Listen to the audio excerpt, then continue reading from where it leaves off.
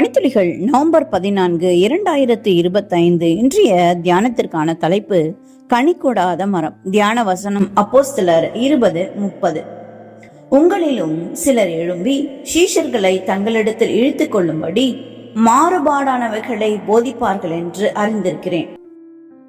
வல்லமையான போதகர் என்று பலராலும் பாராட்டப்பட்ட D.M. கேன்ட்ரைட் கனியற்ற மரமாக மாறின போது அவரால் சபைக்கு பெரிய பாதிப்புகள் ஏற்பட்டன.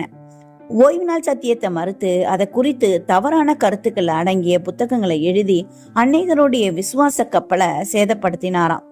அது போலவே மிக திறமையான ஆசீர்வாத ஆசிரியர் என்று அறியப்பட்ட டெஸ்மண்ட் ஃபோர்டு தன் சுயநலத்தால இழுக்கப்பட்டு கனியற்ற கிறிஸ்தவனாக மாறின போது அவர் மூலமாக அநேகருடைய விசுவாசம் பாதிக்கப்பட்டது.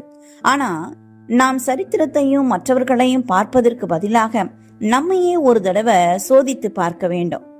கனி கொடாதவனாக இருந்தால் என்னுடைய தவறான கிறிஸ்தவ வாழ்க்கையின் மூலமாக என் சபை பாதிக்கப்படுகிறது, என் சபை கெடுக்கப்படுகிறது என்பதை நாம் அறிந்து கொள்ள வேண்டும். கனி கொடாத அத்திமரம் பூமியிலிருந்து தண்ணீரையும் சத்துணவையும் உறிஞ்சி வாழ்ந்து கொண்டிருந்தது.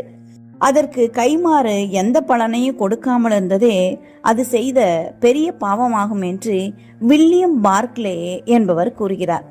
கனிகொடாத மரம் தன் வேர்களை தோட்டத்தின் பல இடங்களிலும் பரவிவிடுவதால மற்ற செடிகளுக்கு பாதிப்பு உண்டாகிறது. அது போலவே கனி கொடாமல் ஓங்கி வளர்ந்த கிறிஸ்தவர்கள் திருச்சபையை கெடுப்பார்கள் என்பதை பவுலும் முன்னறிவித்திருக்கிறார். ஓசியா 9:10 வனாந்தரத்துல திராட்சை குலைகளை கண்டுபிடிப்பது போல இஸ்ரவேலை கண்டுபிடித்தேன். அத்திமரத்தின் முதல் தரம் பழுத்த கனிகளை போல உங்கள் பிதாக்களை கண்டுபிடித்தேன். ஆனாலும் அவர்கள் பாகால் பேயோர் அண்டைக்கு போய் லட்சையானதற்கு தங்களை ஒப்புவித்து தாங்கள் நேசித்தவர்களைப் போல தாங்களும் அருவருப்புள்ளவர்களானார்கள். அன்றைக்கு தேவன் நேசித்தவர்கள் வழிவிலகி போனார்கள். இன்றும் அநேகர் திருச்சபையை கெடுத்து கொண்டிருக்கிறார்கள்.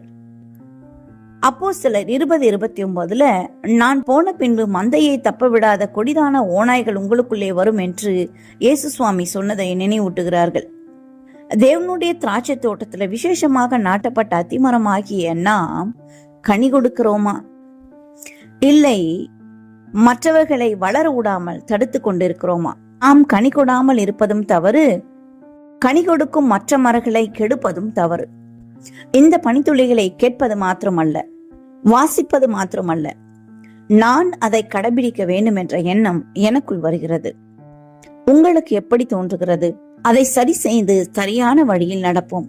நம்முடைய இலக்கு பரலோகமானால் நாம் பின்பற்ற வேண்டிய வழி கிறிஸ்துவினுடைய வழியே.